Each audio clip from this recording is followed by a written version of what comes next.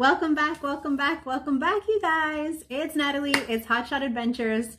I was supposed to pick up the tiny house today at 5 p.m. after the trade show. And then I checked out of the hotel that I've been in for the last 2 days. And then I got a text message from the customer saying, oh, can you pick it up tomorrow morning? I was like, sure. The scenery, the background has changed, and that's the reason why I get to stay up here in Branson, Missouri, and hang out with you guys up here in Missouri for a little while longer until tomorrow morning, and that's fine.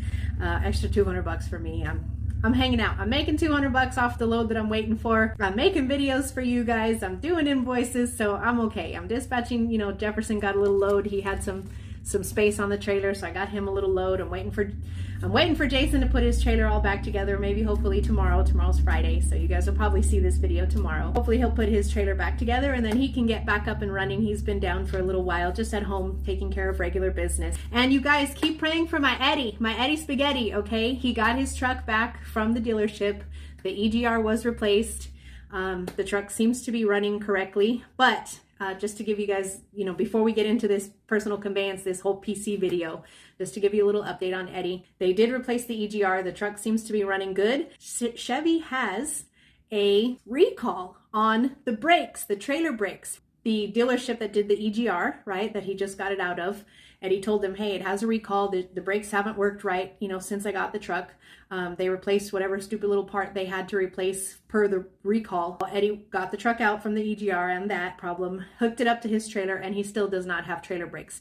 And we know that his trailer is working right, because if you remember, about 2 months ago, Eddie and I went to Vegas with those green pump trailers on his trailer, but being pulled by my gray truck, and the brakes worked fine. When Eddie hooks his trailer up to any of my trucks, which we have tested this out, we have tested this theory out, it works. It's a problem with the Chevy, and apparently it supposedly got fixed, but it ain't fixed yet. Pray for him.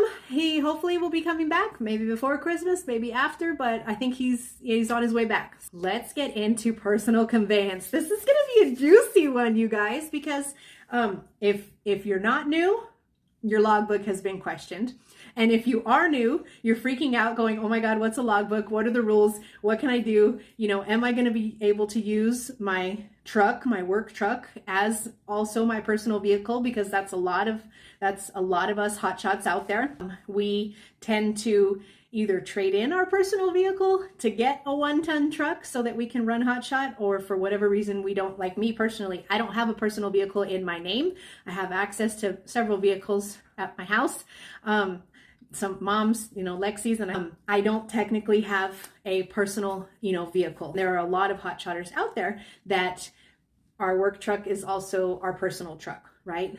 There are a lot of you out there that is the situation, and it's simply because the damn thing costs so much money. Like, you think we're gonna pay for insurance on a personal vehicle and tags and brakes and oil changes when we got a perfectly good work truck that we're already used to being in all day long anyways? In this video, you guys, it's gonna be a long one. You guys know me. I'm here to talk to you. I'm here to explain. It takes time for me to move these damn lips as much as I move them, okay? So you know what to do. Sit down, kick off your boots, put a good dip in, and just hang out with me. You know, whether you're new and you don't know the rules, we're going to go over all the rules, or whether you're old and you've been messed with by DOT, I want to hear all your guys' stories. I'm going to share some stories with you guys after we get through the meat and potatoes of this video. Of course, I'm going to share my stories and my experiences, my personal experience, and one of my driver stories. I will share those with you guys. And I want to hear your guys' stories too. If you have, you know, had your ELD questioned, or your PC time, which is short for personal conveyance, if you've had it questioned, I want to hear all about it. So leave it in the comments, you guys. And for those of you who are new, you don't know what the heck's going on with this logbook, you don't know what the rules are, you're freaking out, okay, just hang out with me. I'm going to go over PC in depth and in detail. And I probably, if you guys want me to, let me know in the comments. I will go over the ELD in its entirety, all the rules and what you can do, what you need to do. I will go through all of that in a future video. If you guys feel like, if you let me know and you want me to go over it, sure, no problem. It'll probably be another long video because I'm a yapper. But I will do it for you guys gladly. In this video, we're gonna go over personal conveyance, you guys. What is personal conveyance, right? what is the proper use of personal conveyance, right? What is the improper use of personal conveyance? I'm going to share with you guys my stories, and then we're also going to go over whether we should ever unplug our ELD and just say F it and do whatever we want, right? I guess I'll share with you guys. It's been a long time, so it doesn't really matter anymore. One of my first, it wasn't my first, but one of my first jobs after high school. I had the kid very young, 18, I had the kid. And right away, I had to make money and be a mom. And so I was hired on by this very big company. I won't say their name. Before we had an actual device that plugged into our trucks, which is the ELD, which is the electronic logging device. Before that, which was probably set in stone about 8 years ago or so, we had paper logs, right? We had paper logs, and drivers would do the little graph all day long, and you know, the drivers who like to rip and run, it was very common that you would have 2 or 3 logbooks, and hopefully you had enough of a brain to keep at least 1 or 2 of the 3 straight.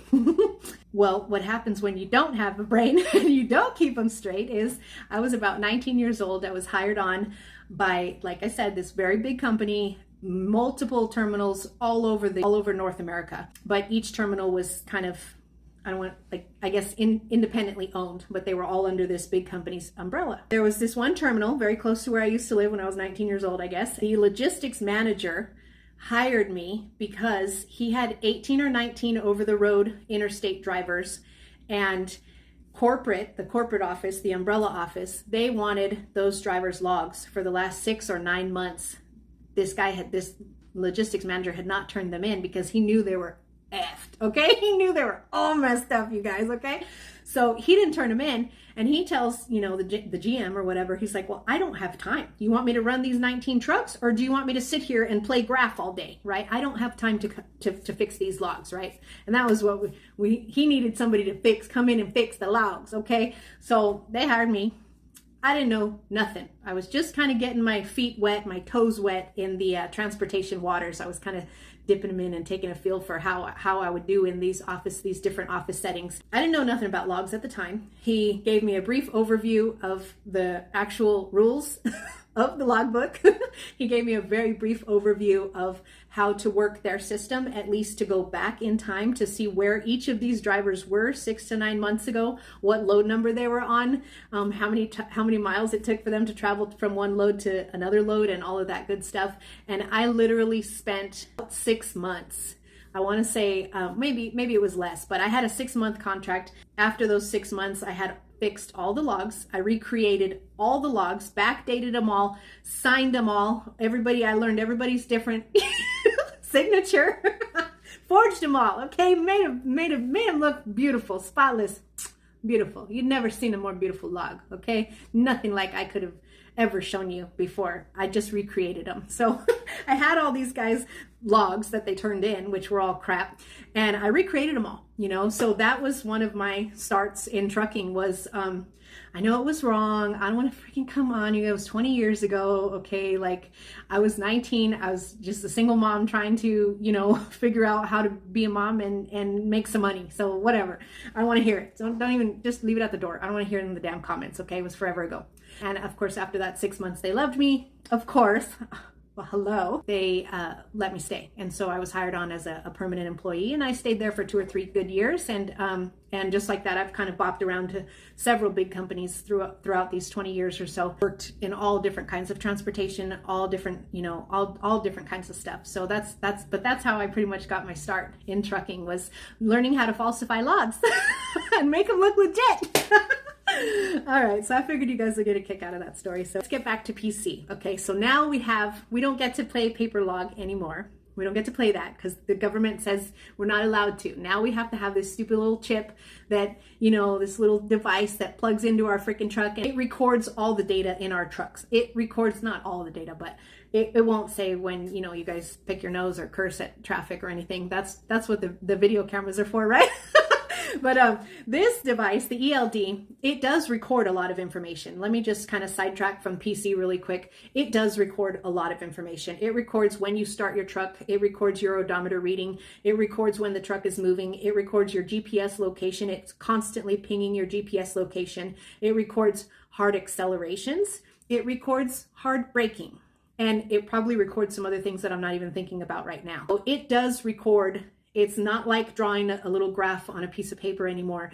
This thing truly does record everything. And for a lot of drivers, you know, the more regulation, and this was just another regulation when it rolled out, nobody liked it. Okay, nobody liked it, and probably still nobody likes it, because who cares? For me, when I started my company and I actually started to be a driver and I started to have to run an ELD, it's not no big deal, because I don't already have 20 years behind the driver's seat. So it's not like a huge infringement of how I used to, you know, run my program before. But for guys who have been out here for a long time, hey, you know, this is like, it is a lot of regulation, you know, and that's why a lot of the old timers have gotten out of the industry, the trucking industry in its entirety, just because it's just overrun. You know, the insurance is so damn high and the truck payments are so damn high, and, you know, it's just overrun with regulation, federal, state, county, city. It's overrun. It truly is. I mean, you know, they just keep choking us, you know, so, and we just want to do our job, right? That is what an ELD is. Let's get back to PC. Personal conveyance. This is from the FMCSA website. You're going to be seeing that right here. PC is the movement of a commercial motor vehicle for personal use while off duty. A driver may record time operating a CMV, which is a commercial motor vehicle, for personal conveyance. He may record it as off duty only when the driver is relieved from work and all responsibility for performing work by the motor carrier. The CMV may be used for personal conveyance even if it is laden, since the load is not being transported for the commercial benefit of the motor carrier at this time. Personal conveyance does not reduce a driver's or a motor carrier's responsibility to operate the commercial motor vehicles safely. Motor carriers can establish personal conveyance limitations, either within the scope or more restrictive than the guidance provided here. So let's break this just really quick. Let's just break this down. Personal conveyance is the movement of a commercial motor vehicle for personal use while off duty. Okay, period. That's the sentence. There's no explanation needed for that, right? We all got that.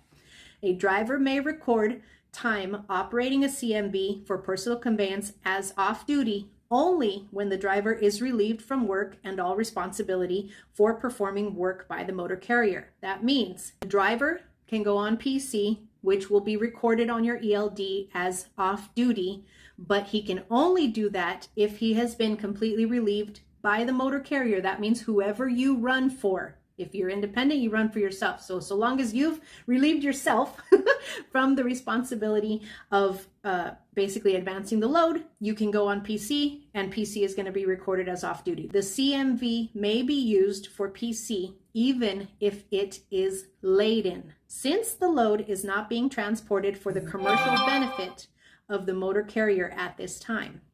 That means the commercial motor vehicle may even be put on PC and used for personal conveyance if it is laden, which means if it is loaded. So that means if your trailer is loaded, you can still be on PC. So long as, here's the stipulation that they have, so long as the load is not being transported for the commercial benefit of the motor carrier. What that means is you can be loaded, you can put yourself on PC if you're loaded, so long as you're not advancing the load for the motor carrier. You are not advancing the load. Next one is PC does not reduce a driver's or a motor carrier's responsibility to operate a CMV safely.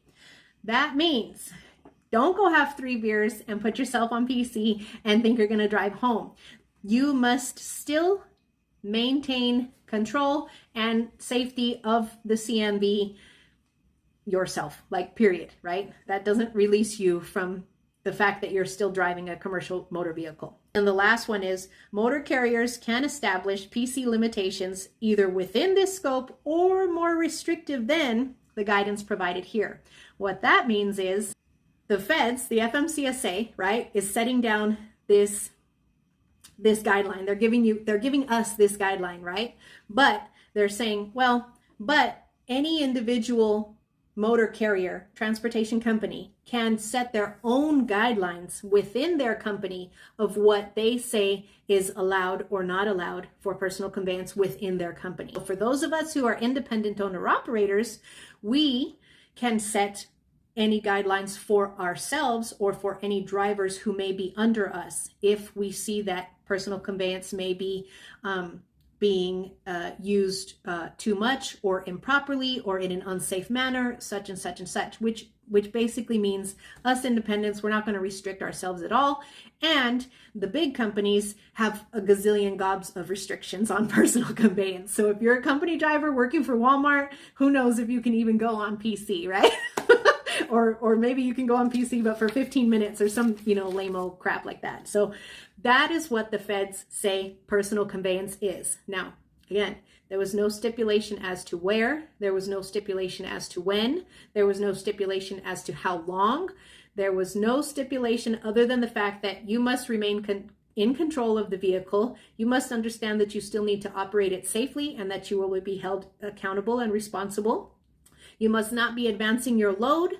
You still need to abide by all the, other rules of the road, as well as the rules, the regulations that the feds have given us to abide by. Now we can get into what are proper uses of personal conveyance and what are improper uses of personal conveyance. I also went to the truck and got the green Bible. You guys, if you don't have this, I strongly suggest that you have one in your truck at all times. Things will come up, questions will arise as you start your company or as you're going about your company, even if you're not so new. Every once in a while, it's good to refer to the green Bible. It is updated, I believe, quarterly because things are always changing. I spent at least 40 minutes going through this whole damn thing, and the only thing that I could see under logging that pertained to personal conveyance was this couple little sentences here. Authorized personal use. If the record is created during a period when the driver has indicated authorized personal use of a commercial motor vehicle, the data element in paragraph B3 of this section is logged with a single decimal point resolution, approximately within a 10-mile radius. B3 is CMV geographic location information. What I take from that is go ahead and log it as off duty, and it should be within a 10-mile radius, approximately a 10-mile radius. So in the green Bible, it does give us an approximate radius, I should say. Doesn't say where, doesn't say when, doesn't say how, it just says use it briefly, right? That's what this says. Let's go back to FMCSA website and what I found there as to examples of proper use of personal conveyance. A couple proper uses of personal conveyance would be traveling to lodging, which could be a hotel or a rest area or a truck stop, traveling to restaurants and entertainment. Okay, so if you're on your that means if you're on your 34-hour reset and you don't have no maintenance to do and you want to go see the latest movie, or you need to go to Walmart, you can go ahead and go on PC and do your grocery shopping or go watch a movie. Another example of proper use would be commuting between the terminal and your residence. Those two things are separate. Say you're a company driver and you have a terminal that you are based out of in Dallas, Texas, but you live an hour from Dallas and you get to park where you live. You may go on PC to get you from the terminal where you probably dropped off your load or your trailer and drive the truck home. Another example is travel to a nearby or reasonably safe location. This would mean going to the nearest rest area or truck stop at the end of your day. You may use personal conveyance. Moving the CMV at the request of a safety official. If an officer comes and knocks on your door and says, hey, you can't park here, or the Walmart security comes and knocks on your door, hey, you can't park here, then you may, move your vehicle. And lastly, a good example of proper use of personal conveyance is transporting personal property. If your neighbor wants you to move his tractor from here to there, you may do that on personal conveyance. If you want to move your son or daughter's car, it got, it broke down and you need to go and pick it up, you may do that on personal conveyance. So those are examples of proper use of personal conveyance per the FMCSA freaking website. Now, here are some examples of improper use of personal conveyance. Number 1, moving to enhance your operational readiness. What does that mean? You can go on personal conveyance from your residence to go pick up the trailer at the terminal. But once you pick up the trailer at the terminal, you cannot remain on personal conveyance once you have your loaded trailer to go, advance the load in any way. And then that leads us to number 2, which is basically you can't advance your load or your run. Okay? And that means if there was a rest area 20 miles back and you're still continuing north because your load is ultimately going north, and you pushed it past the rest area and you got pulled over 20 miles past the rest area, and you're like, yeah, but I'm just going up here, Well, that could be pegged as improper use of personal conveyance, okay? That could be seen by an officer as, hey, you just passed one and you're going farther than you need to go. Number 3 of improper use would be transporting the commercial motor vehicle to a repair facility. Okay, that is not allowed. And that would be something that I would cover if you guys want me to cover the whole rules of the logbook. That is improper use of personal conveyance, because if you need repairs, you need to be on duty. If you don't have the drive time to get you from where you're at to a truck stop or a repair facility, then you are supposed to wait the 10 hours or do a split shift or do whatever you got to do. If you're in a big rig, you do a split shift so you can gain back some of your time so that you can legally drive with your hours, with your regular hours, not PC hours, that you can legally drive to a repair facility. And once you're at that repair facility, you're not supposed to be off duty. You are supposed to be on duty while the repairs are being made, because you are waiting for your rig. And I think that that's a stupid law, but it is a law nonetheless. Number 4 of improper use would be after being placed out of service. If you already got caught slipping, okay? You are not allowed to park somewhere and then go on PC because you want to go to such and such truck stop down the road. Okay, now I'm going to just give you a little example here. If and when you have ever been placed out of service, the officer will pull you over, or he gets you wherever you are, and he deems that he's placing you out of service for an ELD, a log violation, and he wants you to sit somewhere for 10 hours. Normally what the officer is going to do is they're going to say, go ahead and follow me. They're not going to give you any paper. They're going to tell you, I'm putting you out of service. Go ahead and follow me and we'll finish up somewhere else. And you will follow them to the nearest. Usually they drop you off at a truck stop and you sit there for 10 hours. So they make sure that you have food if you need food and a restroom if you need a restroom. I've never heard, and you guys can leave the comments, leave me a comment, but I've never heard of an officer putting you out of service and telling you to sit somewhere for 10 hours and them not allowing you to be placed in a reasonably safe and comfortable location for those 10 hours. Number 5, and finally, the last example of improper use would be going to the terminal after loading or unloading from a shipper or a receiver. So I don't like that one.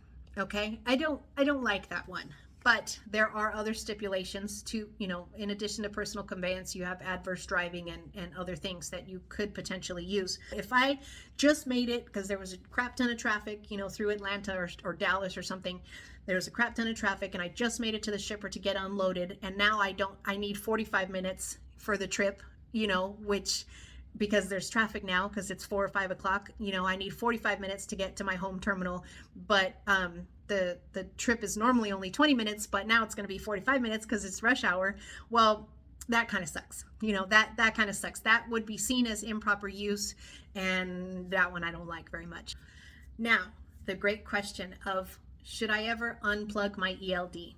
The general blanket answer I have for you is no. ELD is going to leave off wherever you unplugged it, and when you go and plug it back in, it's going to pick right back up again. So it's going to know your odometer, it's going to know your GPS location, it's going to know it's going to show a record of whether, when you unplugged it, you were in Dallas and now you're in Houston the next day or whatever. And it's also going to show your odometer reading. Don't unplug it. My experience, I'll give you this, when I moved, right, a couple years ago, when we did that convoy from California and I moved to Texas, we had 3 or 4 trucks deep, and my 2 trucks, I was driving one, and Betty's brother was driving the other, and both of the trucks, the ELDs were still plugged in, and I drove on personal conveyance from Southern California to East Texas, and both of my trucks ran on personal conveyance for that entire trip. It was about a 3-day trip.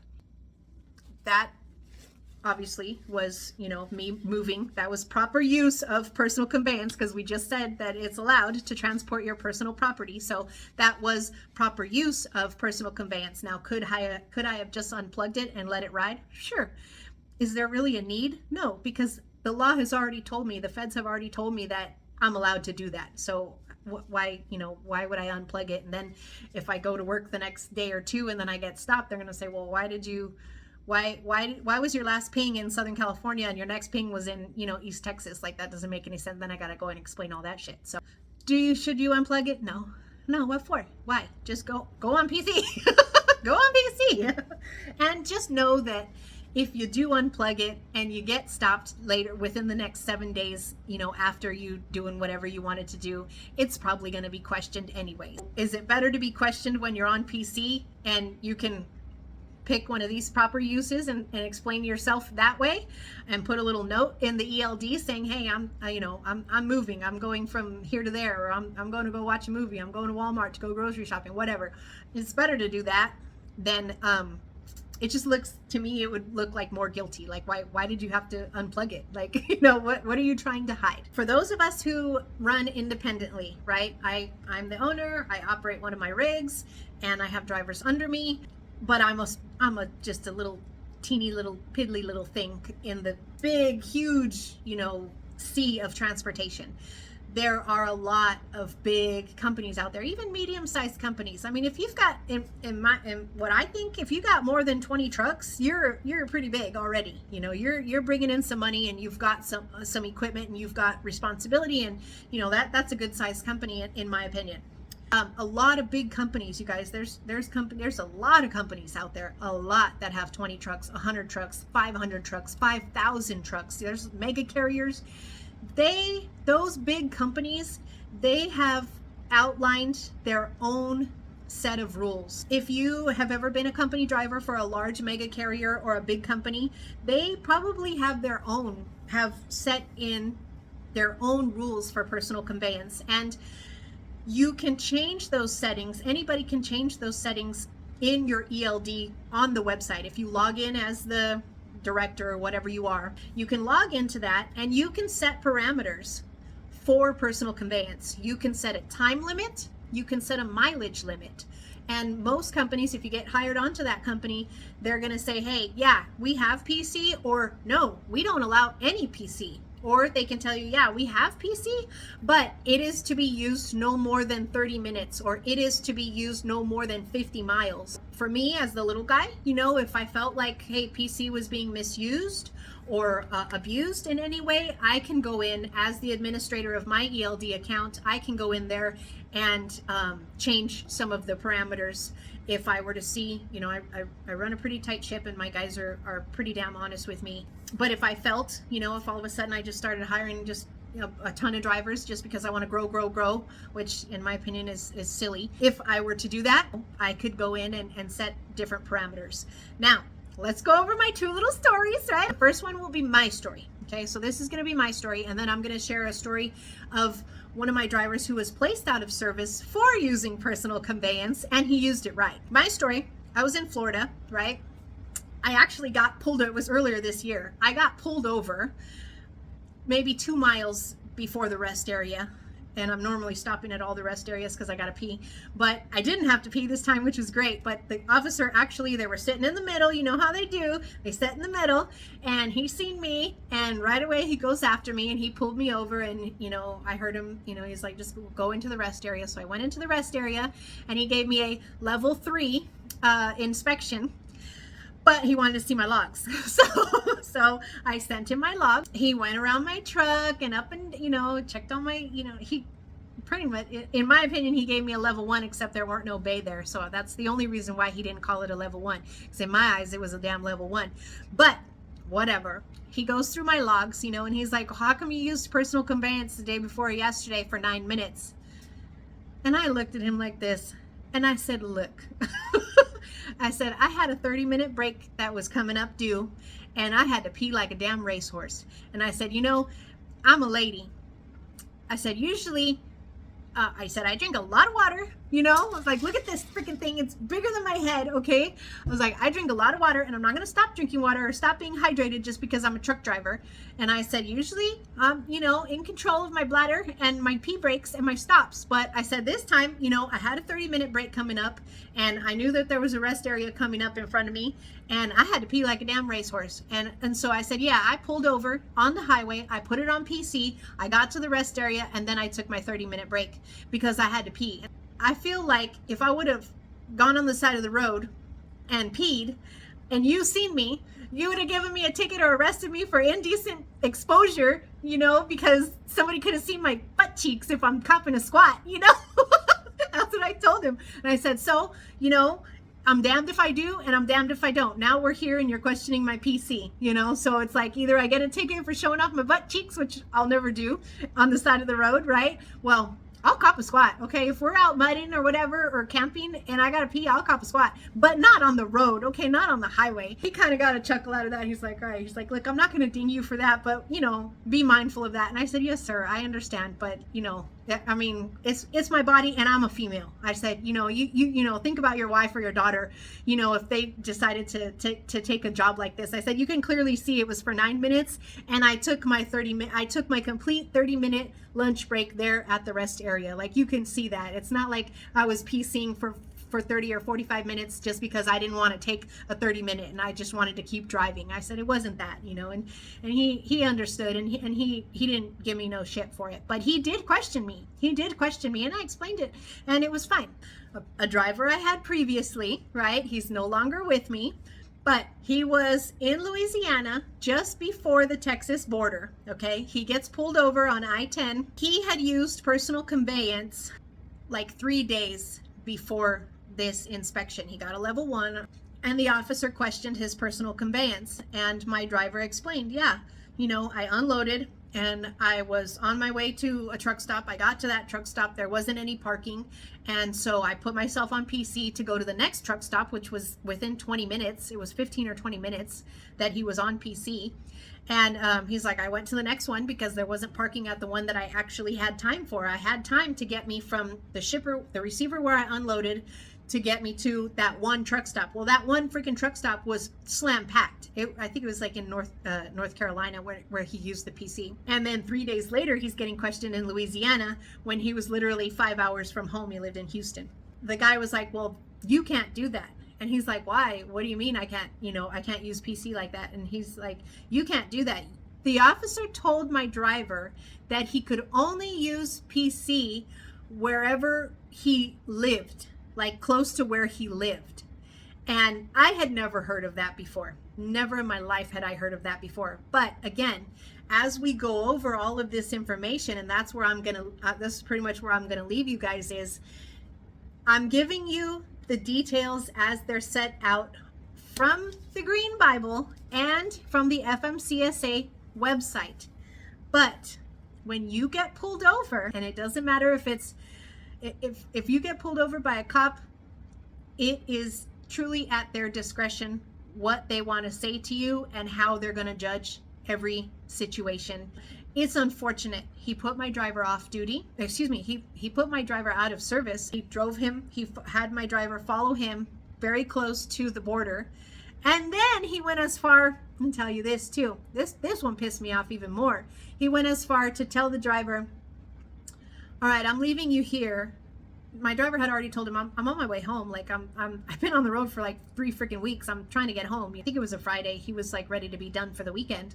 So the officer leaves him close wherever, at a truck stop or wherever, and says, okay, you are off duty. You're out of service for 10 hours. You have to sit here for 10 hours. But, wink, wink, I'm going to, the end of my shift is in 1 hour. So I'm not going to be checking on you if you're still here or not. Wink, wink. Okay, have a great day. Here's your paperwork. Sign here. I got the safety points. my company got the safety points.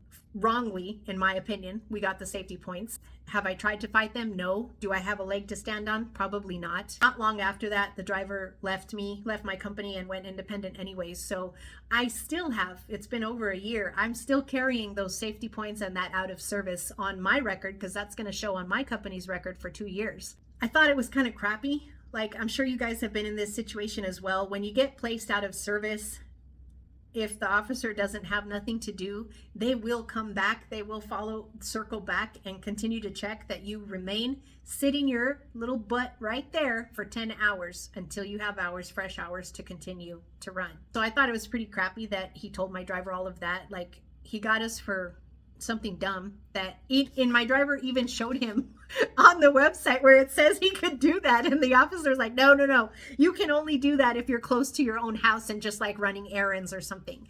And I never heard of that shit. He got put out of service, and then he was told, well, wink wink, I'm not gonna check up on you, so do whatever you want to do if you're going home, basically.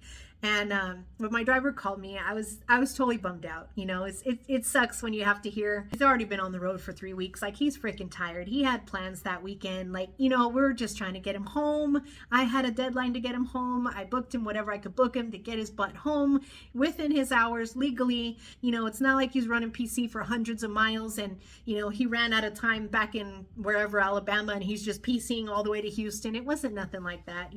It was a question for about 20 minutes on PC that was from 3 days ago in a totally different state. And, we got dinged for it. And the way my driver felt was like, he told me that just to test me. He's like, I have to sit here. My driver didn't trust that the guy was, being honest in saying that, I'm not going to check on you. The driver was like, I have to sit here because if I don't, I know I'm going to get in even more trouble. And that's where, I'm kind of talking to you about, being choked out by the regulations and being, screwed by the man, but that's the reality of it. We can go over all the little rules and the examples, and we can read the Green Bible, and and ultimately when you get pulled over, it is completely at the officer's discretion what they want to do with you and how they're going to do it. And that kind of sucks, because we have to abide by the guidelines, the rules and regulations, but why aren't they? Right? So that's the big question.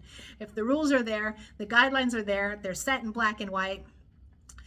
I didn't do anything wrong, but I'm still being punished, and that's tough. That's a tough pill to swallow, because at the time, I really did not need those safety points. Like, I think two of the other guys had just gotten some other stupid, they were like dumb safety points that they got. And I was like, boom, 1, 2, 3. I was like, shit, man, my safety score is going to be in the crapper in a minute, and so I did not need those safety points. My driver did not need to be harangued like that. And, such is life. This is what we sign up for. And you guys just, take everything that that I've gone over with a grain of salt. Think about it. Share your stories with me. I would love to hear them. I want to hear all of them. Let me know. Let me know if you think that was right, that was wrong. We're all out here to make a buck. Obviously we're not trying to run 20 hours in, 20 hours knowing damn well we only have 11 legally that we can run.